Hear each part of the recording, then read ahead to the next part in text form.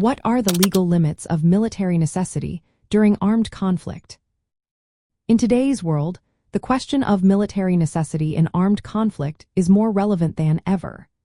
Recent events have sparked discussions about the balance between military operations and humanitarian concerns.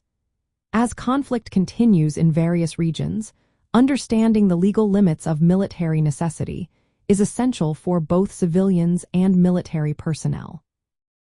Military necessity is a principle in international humanitarian law that allows for actions necessary to achieve a legitimate military objective.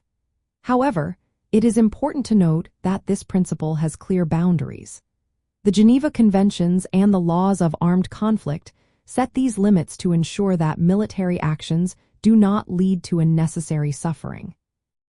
Military necessity justifies the use of force needed to defeat the enemy. However, it prohibits actions that cause excessive destruction beyond what is required for military gain.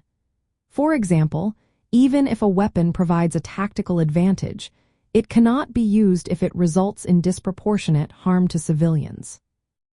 International law strictly forbids weapons and tactics that lead to unnecessary suffering.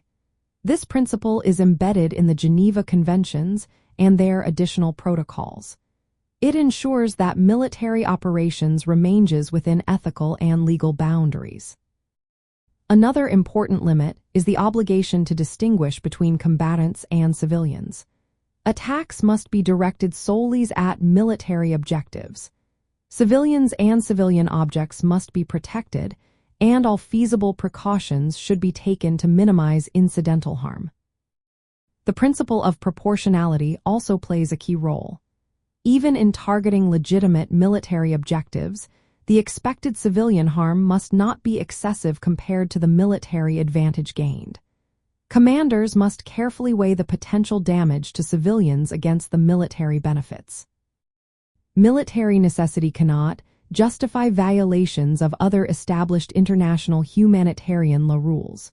This includes the prohibition of torture, hostage-taking, or attacks on protected sites like hospitals and cultural landmarks. Violations of these limits can lead to war crimes. Military commanders and political leaders may be held accountable under international law, including through the International Criminal Court.